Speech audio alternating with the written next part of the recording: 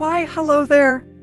And welcome to our newest challenge on the channel, and one we are really excited to dive into, and that is the Fusion Only Challenge. Now, when we were originally planning this challenge, we were stuck for the longest time actually choosing which element we wanted to start with, for the simple reason that Wuthering Waves has so many interesting and diverse characters with so much potential that we were just spoiled for choice. We mean, at first, it was going to be arrow-only challenge, just so we could use Jian and Yang Yang. Then we considered Glacio only purely to build and play the rather cool-looking Senua, and this particular choice got us shaking with anticipation at her potential. Get it, cool and shaking, because she uses eyes. Move this man! Move! Anyway, after that, we even considered doing a Havoc-only account, just for excuse to use Taki for a playthrough, solely because she's one of our favorite characters in-game. But ultimately, we kept being drawn to Fusion only solely for the reason that we really enjoy Kixie's gunplay and moveset. But then something happened that finally made us commit to a Fusion-only account, and that something is drip marketing. We know the very thing that's designed to get you to spend money actually worked on us. Go figure right. You sad twat. Regardless, when we saw Cheng Li for the first time, we knew that Fusion only was the challenge for us. So without further ado, sit back, relax, and enjoy the challenge. And if you're feeling whimsical today, going below and doing the YouTube things would help us out greatly. And we hope you enjoy the Wuthering Waves Fusion only challenge. So starting off, we awaken in Yang Yang's arms, a scenario that we're sure a few people wouldn't mind finding themselves in, and then meet our star of the show for the foreseeable future, Kixia. And after a bunch of lore and being thrusted into a tutorial segment, we finally have control of Rover. However, Rover is a Spectro unit, and last, we check Spectro does not Fusion unit make, but not to worry thanks to the power of movie magic. We can fast forward ahead to the point where we get our first unit of the run, so we'll see you all in second. Chissa, Ally of Justice, at your service. Are you the one in need of a hero? Yes, we were. So now that we have our first Fusion unit of the account and can finally begin the challenge, let's get into the rules for this run. Firstly, only Fusion element characters can be used during this playthrough. However, there will be an exemption to this rule. And that is the use of trial characters will be permitted, when needed, as there are quite a few parts of the story that require the use of trial units in order to complete.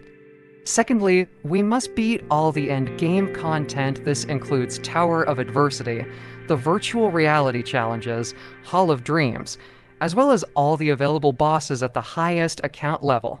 Thirdly, much like with our Harmony-only challenge on Honkai Star Rail, we will be acquiring and building all of the current and future Fusion-type characters. And finally, and probably the most important rule of all, and that is to have fun.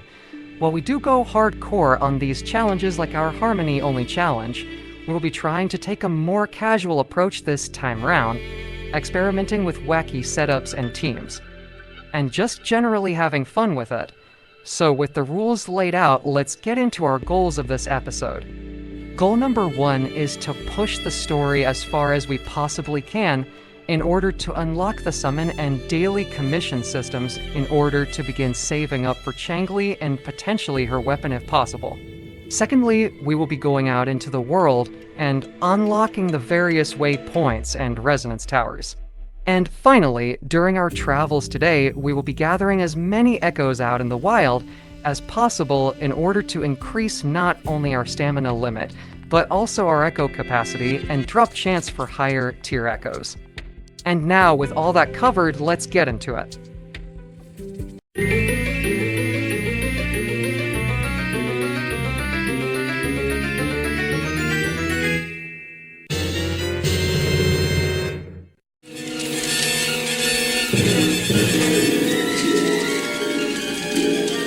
Thank you, guys. So getting into the story push, we're first taken on a tour of Jinzu by Kixia, and afterwards taken to the city hall to meet the magistrate. However, due to other business, we instead meet Sanhua, who passes on a puzzle to us left by the magistrate. And as per the magistrate's request, we are then tasked to discover the meaning behind these items, so venturing out into the wilds of Huanglong and getting some assistance from Bai Zi and Yang Yang along the way. We then begin deciphering each item piece by piece. But probably the most important thing is, now that we have spoken to Bai Zi and finished this portion of the story, we now have access to the summoning function, or convene as it's called in-game. Which means we can now get some massive upgrades thanks to the rewards we claimed from our mailbox earlier. The most notable of which being our first 5-star weapon of the challenge, the Winter Broom Pistols, for Kixia, which is a massive power spike for the early game, but most importantly, we get our second unit of the challenge as well as our first. Actual usable 5-star character of the account, Encore. Hey! Woolies! Make some room! I wanna look, see? Oh, Black Shore's member, Encore reported in.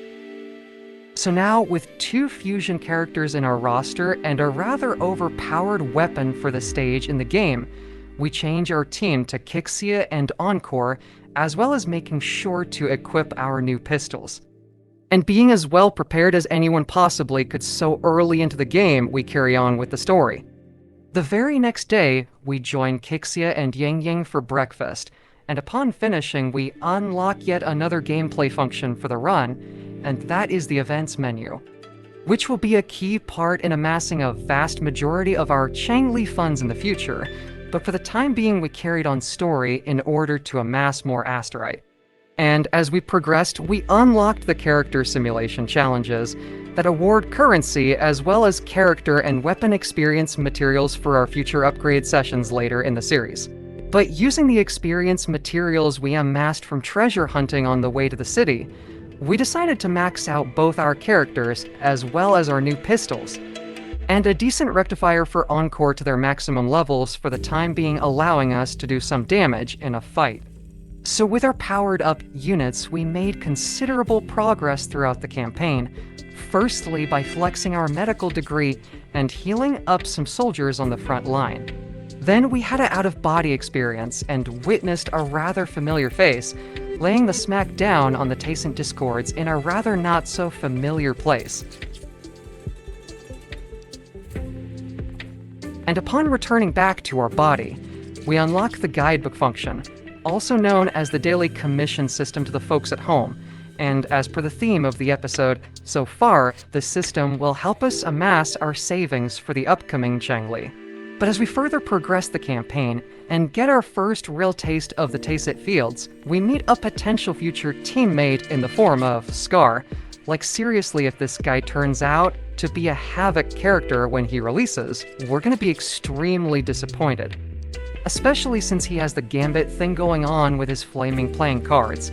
But as per video game logic, in order to get a boss character further down the road, you must first beat them in battle. Classic right. So let's put our rather overpowered account to the test, shall we? Tell me, do you want to be the rule-setting shepherd or the rule-breaking black lamb? If a sane person manages to survive in a realm of lunatics, would you call them the last one of reason? Or the sole apostle? Think about it. The shepherd is not the preordained embodiment of truth. Once he is gone for good, the black lamb can reclaim the trust of its herd. Then, eventually, there will be none left to be victims or oppressors.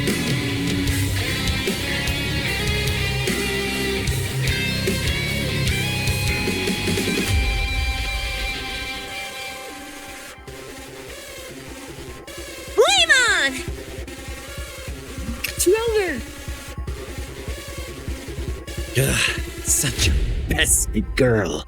So having put the smack down on Scar with minimum damage taken, and rescued from his illusion by Yin Yang, another arbiter intervenes and calls back Scar, and after a few last words, Scar exits stage right. Now, it was at this point where we deviated from the main story for a while in order to take care of some outstanding business, namely turning in all of our acquired resonance caskets. Echo hunting to data bank level 5, as well as upgrading some random echoes in order to kit out our girls, as well as finishing up some of the tutorial missions along the way. And with all our exploration, we unlocked the ability to fight the various world bosses scattered across the world, but most importantly, we also unlock our character ascension for this world level, allowing us to level up Kixia, Encore, as well as their weapons to level 40, granting us yet another power spike for the account. However, due to us not farming the class domains, we can't actually ascend their weapons currently. Now it's at this point that a normal person would go and do just that. However, as we're sure many of you are aware by now, we're not normal. So instead, we carried on grinding the open world, where we came across a potential issue with this challenge in later zones, and that issue is immunity. That's right, in Wuthering Waves, some enemies can be flat out immune to a certain type of damage as depicted by this fusion prism. Now, while this isn't an issue currently, this proves to throw a monkey wrench in our plans further down the road, depending on how it's implemented further into the game's lifespan. But for now, that's a problem for the future us to deal with. At this point, we have been combing through Honglong with a fine-tipped comb, unlocking towers, hunting echoes, as well as scavenging any and all available asterite in order to build up our surplus. And we were feeling confident, so we decided to pay a particular boss a visit in hopes we can get a good echo. And that boss is the Inferno Rider.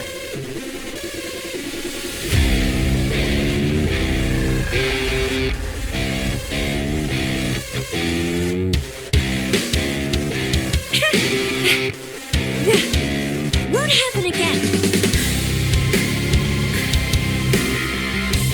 Here comes Encore. Oh, bring it on. Flame on.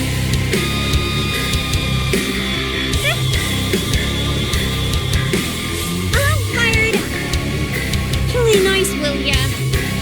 We'll leave the tap. Hey, what's the big idea?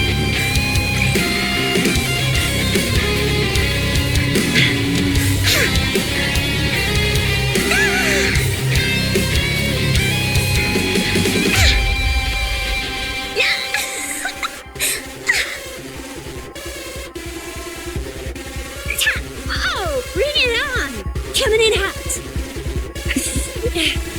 No biggie.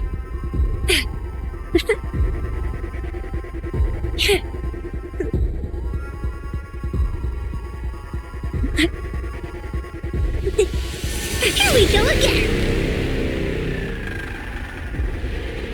No one picks on Hunter's friends.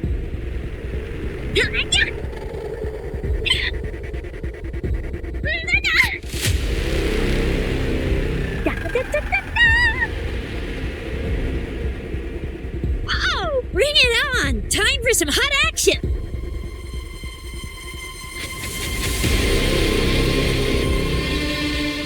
Upon defeating the Inferno Rider, we were rewarded with a critical rate version of its Echo, which is a fantastic boost to our Encore, as now her critical rate is now on the same levels as Kixius. And with that victory under our belt, we will call it here for the first episode of Fusion only. We have to say we have a really solid early game account, and we're really happy with how the account's progressing so far. And very surprised with how fun Kixia actually is. We always liked her combat style, but even more so now that we can dedicate ourselves to learn her combos. But regardless, in between this episode and the next, we will be carrying on exploring the open world in order to gather even more asterite and databank levels. So this is where we will say goodbye to you all, you amazing people, and really, we hope to see you in the next episode of Fusion Only. But until next time, take care, stay safe, and we'll see you all next time.